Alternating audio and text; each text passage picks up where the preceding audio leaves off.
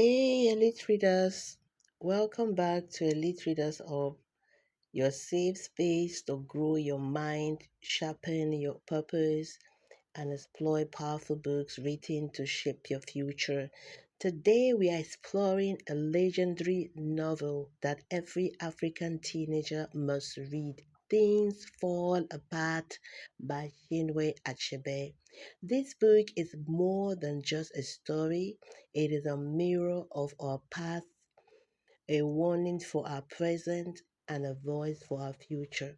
Let's dive into this deep and unforgettable masterpiece. If you're joining us for the first time and you've not yet subscribed, please kindly click on the subscribe button and click on the like button so a lot of people will get to see it. And also click on the notification button so that if I post a new video, you'll be the first to get it. Okay, guys, so let's dive into it. What is Things Fall Apart about? Things Fall Apart is a novel written by Nigerian author Chinua Achebe in 1958. It tells the story of a proud Igbo warrior named Okonkwo and how his life, his family, and entire village begin to unravel as British colonialists and Christian missionaries arrive in Nigeria. The story is powerful, heartbreaking, and full of lessons about culture, identity, pride, change, and resistance. Let's break it down in a way that speaks directly to you. So, guys, let me break it down for you so you understand what these things fall apart is all about. So, the setting, let's look at the setting. This novel is set in pre colonial Nigeria, specifically in the fictional village of Umafia, before and during the arrival of European colonizers. So, this setting allows us to see the beauty, the order, and complexity of African traditional society before it was interrupted. So, the main character here, we're looking at Okonkwo. Okonkwo is the hero of the story, but also his biggest tragedy. So he is a strong man, hardworking, brave, and respected, but also proud, quick tempered, and afraid of failure. Okonkwo's biggest fears is being like his father, Onoka, who was seen as a weak and lazy man. So Okonkwo becomes obsessed with strength and reputation, even at the cost of his peace. So, guys, this book is deep, it's deep, it's deep. Are you a teenager and you've not read these old generation classicals? This is African classical, a book that every teenager should and must read. Our parents read it. I read it. So I want you to also read it. It's a very interesting novel. So you have an idea what it's like, the pre-colonial era, the colonial era, the era, and then the future. Most people do not have the experience of colonialism. So we only read it in books and people hardly talk about it these days. But when you read these novels, you get to feel the reality, the impact of this. So I'll just give a summary, plot by plot. I'll just give a summary, maybe chapter by chapter, part by part. Let's see. So, part one, we meet Okonkwo in Umafia. Is a respected wrestler, a warrior, and a farmer. But inside, is battling fear and pride.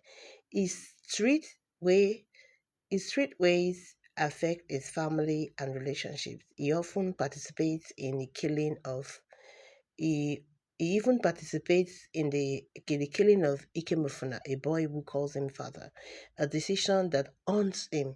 So later, Okonkwo accidentally kills a clansman, an act considered a crime against the earth goddess. As punishment, he and his family were exiled for 7 years to his motherland, Mbata. So you see, Okonkwo is a proud man, but this deep down there's a fear. He's not living his life. He's not being free. He's being imprisoned because he doesn't want to end up like his father. So that fear, that thing you fear most, we surely catch up. So you have to be careful, guy. What are you afraid of? Better deal with your fear and live your life freely. Don't try to live a fake life because you don't want to end up like so you now form to become somebody else. So this is part of his failure. So in part two, we see that during his exile, White missionaries arrived in Umafia. So he has left Umafia. He was banished. He was on exile. So he left. So that period that he left, the missionaries came to the village. So during his exile, white missionaries during his exile, white missionaries appeared in Umafia. They preached Christianity and challenged Igbo traditions. So some villagers converts, including Nwoye, Okonkwo's own son. Okonkwo is deeply ashamed, because he's a traditionalist. So his own son is now becoming a Christian was like a slap on his face. So part three, Okonkwo returns to a changed Umafia. It's no more in Umafia. He was an exile. He went on Batas. When he came back, he's seen a different Umafia. What's going on? Okonkwo returns to a changed Umafia. The church has grown in power. The British have introduced courts, government, and controlled conflict brews. Okonkwo and the village leaders try to resist, but the efforts are crushed. In the end, Okonkwo sees that his people are no longer willing to fight. That Umafia used to be known as the warrior people. They love to fight. Any little thing they want to put, they were feared. But now, when he came back, he saw that the people really don't want to fight because they're afraid of the white man's gun. The gun the man came with. So, when the major theme teenagers should understand is tradition versus change, how we used to do things and the new way of doing things. So Okonkwo was to protect culture, but he can't stop the wave of change. This teaches teenagers that change is real and how you respond to it matters. The another thing I want to go with is that the danger of pride. Okonkwo's pride leads to poor decisions. Teenagers must learn strength without humility leads to downfall. Okay? Then we talk about identity and belonging. Warrior rejects his father's ways, find his own path. This raises questions for teenagers. Can you honor your roots and still grow differently? So colonialism and its impact, you get to see it in the book. The novel shows how African societies were before the colonial masters came in. As teenagers, it reminds you to understand your history and protect your future. So we talk about masculinity and pressure. Okonkwo's idea of manhood is extreme. This helps teenagers ask, what does real strength look like? Does it mean to kill somebody even though a child calls you father? Is it okay to cry? Is it okay to feel? So the symbols to watch out for is in you can mention yam. Yam is a symbol of masculine mas the yam I think symbolizes wealth. Fire represents Okonkwo's intense nature. It's called roaring flame. The locusts represent colonialism arriving quietly before destroying the land. So every So why should you read this book? And I'm looking at it. Why should a teenager read this book? Because it connects you to African history, culture, and values. It shows you the power and pain of change. It teaches you emotional intelligence, humility, and self-reflection. It reminds you that real leadership starts with wisdom, not pride. Okay? So that's how I would just say.